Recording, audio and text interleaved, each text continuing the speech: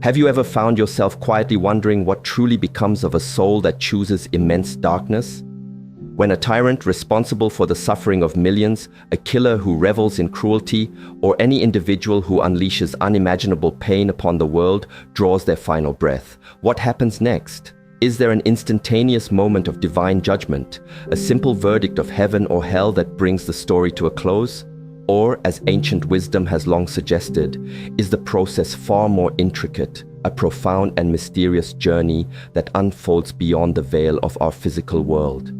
I invite you to explore this question with me, to look beyond the simplistic notions of punishment and into a spiritual reality that is governed not by vengeance, but by an unwavering law of transformation and balance. The answers we seek are not about damnation, but about the soul's inevitable and often arduous path back to wholeness. From my perspective, the universe operates under a sacred law of cause and effect, a principle of karma that is far more complex and compassionate than mere retribution. When I am asked what becomes of a soul that has taken a life or caused great harm, my answer is simple. There is no true death, only a transition of consciousness. Upon crossing over, the soul does not stand before an external judge to receive a sentence. Instead, it comes face to face with the most powerful force in existence, itself. In that unfiltered reflection, stripped of all earthly illusions and ego, lies the beginning of its reckoning. The soul must encounter the full weight of its actions, and within that profound self-awareness, it finds the seeds of its own transformation. A journey that must continue until the harmony that was broken is finally restored. It is not about fiery torment or eternal prisons. It is a spiritual mechanism where one must carry the complete awareness of the suffering they have created, not as a condemnation from without, but as an inescapable truth from within. What does it truly mean to meet oneself in this state? It is a process that transcends mere suffering. It is an immersion. The afterlife, as I understand it, is not a courtroom, but a perfect mirror. A soul is compelled to see everything it has ever done, not as a distant memory, but as a direct, palpable experience. It is forced to feel the terror of the violated, the deep loneliness of the abused, and the final screams of the murdered from the inside out. The soul that was once the perpetrator now becomes the victim, the wounded and the forgotten, experiencing the energetic and emotional consequences of its deeds in their totality. Imagine carrying the felt reality of every life you shattered and every trauma you inflicted. This is the immense burden a soul must bear when it chooses to walk a path of evil. Yet this is not about instilling eternal guilt. This is where this spiritual understanding diverges from conventional thinking. The soul is not meant to suffer for eternity, but to be purified. The universe is designed not to destroy darkness, but to patiently and sometimes painfully transform it into light. This purification process often extends across many lifetimes. A soul that has been profoundly cruel may return to the physical world carrying heavy karmic burdens, though with no conscious memory of its past crimes.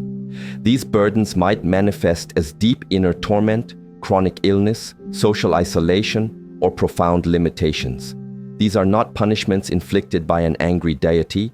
They are meticulously crafted opportunities for the soul's growth. A life may be structured in such a way as to awaken the inner self to the virtues it once despised: compassion, humility, and service. A soul that lived multiple lives marked by violence and selfishness will inevitably return to reap what it has sown. Yet, this harvest is not delivered with wrath, but with a profound and unwavering mercy. The universe does not seek revenge, it seeks correction. Even the most twisted and fragmented soul remains a part of the divine whole, and it is on an unyielding, albeit long path, back toward that wholeness, no matter how far it has wandered from the light. This vision can be difficult to accept, especially when we consider figures from history whose names are synonymous with evil. Thinking of men like Adolf Hitler, Ted Bundy, or Joseph Stalin, it is natural to feel that their souls deserve nothing less than obliteration. But I challenge you to see not with emotional eyes, but with spiritual ones.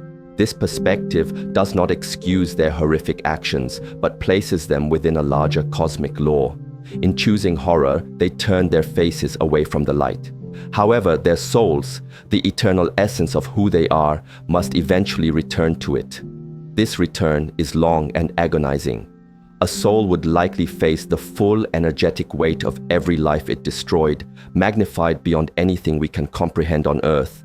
Then, that same soul might be reborn into a body that carries the scars of those crimes, perhaps as a child, tormented by psychological demons, or a person ostracized and unseen, forever on the fringes of society. It might take 10 lifetimes or 50, but the work of karma is not revenge. It is the soul's only true teacher, placing it in situations that expose it to the very suffering it once so carelessly caused. For souls that cling stubbornly to darkness, lifetime after lifetime, the path can descend even further before it begins to rise. This is not divine cruelty, but the natural weight of resistance. A soul that chooses to remain entangled in fear, anger, and violence creates its own cycles of suffering, spiraling through one painful experience after another until eventually it begins to thirst, however faintly, for something more. No soul is ever truly lost, not even the ones we label as monsters. They are not erased or elevated without cause. They are sent back into the world, shaped by the very laws they violated, to live out the lessons they failed to understand. They may return not as the powerful, but as the powerless, not as tyrants, but as the oppressed. And within that profound suffering, something sacred begins to change, not quickly, and certainly not easily, but inevitably. Redemption doesn't happen in a flash of divine light, but in the quiet, steady, and often painful return to love, through humble acts of service performed in a corner of the world that no one will ever notice. This understanding of justice may seem too gentle, too forgiving to those who cry out for retribution. But I assure you, it is not about leniency. In this framework, justice is absolute and unavoidable, but it is a sacred justice, not a vengeful one. The soul of an evil person is not set free or excused. It is woven back into the web of consequence until it finally understands the sanctity of all life. It comes not as a taker of life, but as a protector of it. The ultimate purpose of this cosmic design is healing, not just for one soul, but for the entire fabric of humanity. Every soul is a thread in that fabric, and if even one were to be cut away forever, the pattern would be broken. This truth does not say that everything is fine. It says that everything must be faced. And in the facing of our own darkness lies the beginning of our return to light.